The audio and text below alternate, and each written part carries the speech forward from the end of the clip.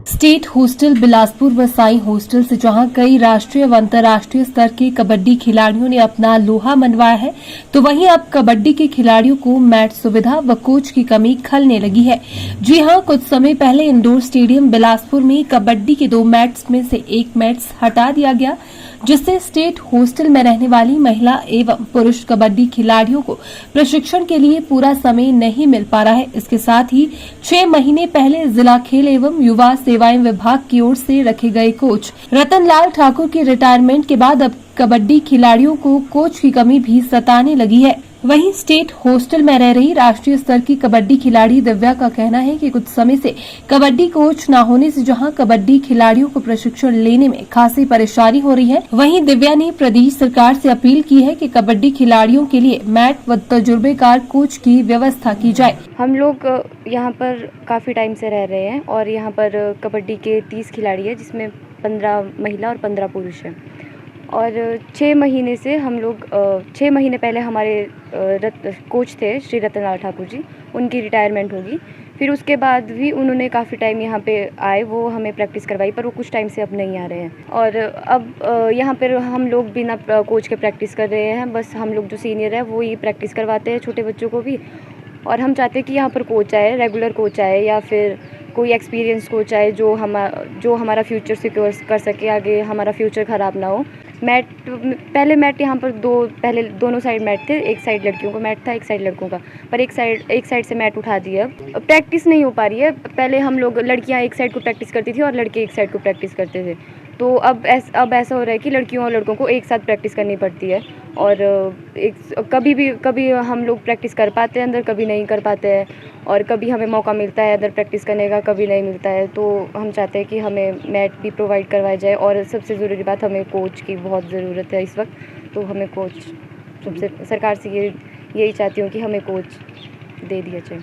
वहीं retired coach Ratanlal Thakur ने भी अपनी रिटायरमेंट के बाद कबड्डी खिलाड़ियों को निःशुल्क प्रशिक्षण देने की बात कहते हुए खेलो इंडिया के तहत नियुक्त कर्मचारियों की आपत्ति पर प्रशिक्षण देना बंद करने व सरकार से जल्द ही कोई सीनियर कोच की नियुक्ति करने व मैट की सुविधा उपलब्ध कराने की मांग की है। पद्म श्री अर्जुनावाड़ी अजय ठाकुर है, वो भी इन्हीं ग्राउंड्स और इसी इंडोर स्टेडियम में प्रैक्टिस करके, बल्कि पहले साई के स्टूडेंट रहे और 2016 से लेकर 2021 तक जब तक वो खेले तो इन्हीं मैट के ऊपर वो प्रैक्टिस करते रहे।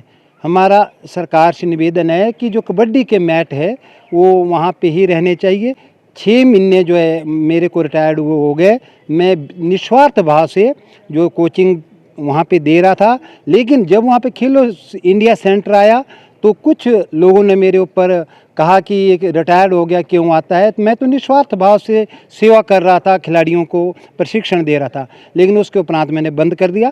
मैं सरकार से निवेदन करता हूँ कि यहाँ पे कोई रेगुलर एनआईएस कोच रखा जाए, या कोई भी जो भी अगर कोई नहीं मिलता है तो जो भी रिटायर्ड एक्सपीरियंस जो कोच है, जिसके अच्छे रिजल्ट रहे हैं, जिसने अच्छा कार्य किया है, उसको यहाँ पे रखा जाए।